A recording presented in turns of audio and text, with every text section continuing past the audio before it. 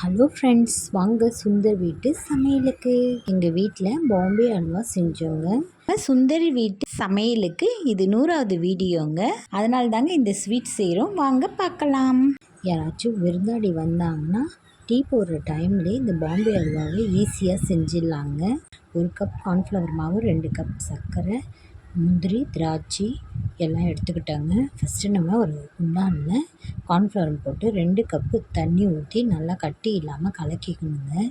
கட்டி பதம் இல்லாமல் கலக்கி வச்சுட்டு அதுக்கப்புறம் நம்ம ஒரு தவாவை வச்சு அதில் 2 கப்பு சர்க்கரை போட்டுக்கிறாங்க.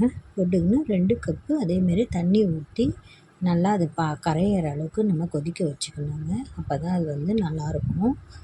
இப்போ நம்ம கொதிக்க வச்சுக்கிட்டே இருந்தோன்னா பாருங்கள், இன்னும் கொஞ்சம் நேரத்தில் ஒரு கம்பி பதம் மாதிரி லேசாக பிசு பிசுப்பு பதம் வந்துடும். இப்போ பாருங்கள், நல்லா பிசு பிசுன்னு வந்துருச்சு. ஒரு மாதிரி நுர அடிச்சுன்னு இருக்குங்களா. இப்போ நம்ம கரெக்டாக இருக்கும். இப்போ இந்த கார்ன்ஃப்ளவர் கரைச்சி வச்சதை நம்ம அதில் ஊற்றி நல்லா கலரிக்கிட்டே இருக்கணும். கட்டி பதம் வராமல் நம்ம கை வச்சு நல்லா கலக்கிக்கிட்டே இருக்கணும். அது நல்லா கட்டியாக ஒரு மாதிரி வரும் பாருங்கள், சூப்பராக வந்துடுச்சுங்களா.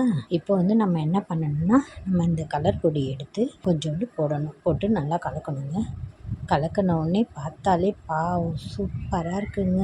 பார்க்கும்போதே அருமையாக இருக்குது. கொஞ்சோண்டு ஏலக்காய் பொடி போட்டு நல்லா கலக்கிட்டே இருக்கணும். நெய்யும் ஒரு ஸ்பூன் ஊற்றிக்கணுங்க.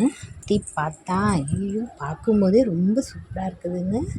உங்கள் பிள்ளைங்களும் ரொம்ப விரும்பி சாப்பிடுவாங்க. ரொம்ப ஈஸியான அல்வாங்க இது, பாம்பே அல்வா. பாருங்கள், அருமையாக இருக்குது பார்க்கவே. இன்னொரு கரண்டி நான் நெய் ஊற்றிட்டேன். நெய் ஊற்றினோடனே நல்லா சுருள வருது பாருங்கள். இப்போ நம்ம தேவையான அளவு முந்திரி பயிர் மட்டும் போடலாங்க. திராட்சை போடலங்க. முந்திரி பயிரே ரொம்ப நல்லா இருந்துச்சு, அது வரைக்கும் போட்டுக்கணும். இப்போ என்ன ஒரு 2 நிமிஷத்தில் ரெடி ஆகிடும் பாருங்கள். ரெடி ஆகிடுச்சு. இப்போ நம்ம எந்த தட்டில் கொட்ட போகிறோமோ அதில் நெய் கொஞ்சோண்டு முந்திரி போட்டு இதை எடுத்து நம்ம அப்படியே அதில் ஊற்றிக்கணுங்க. பாருங்கள், பார்க்கும்போதே சூப்பராக இருக்குங்க. இதை ஊற்றிட்டு இது ஆறின பிறகு பார்க்கலாம். இது 100வது வீடியோங்க. அதனால் எங்கள் பொண்ணு முந்திரியிலே 100ன்னு போட்டு கொடுத்தாங்க.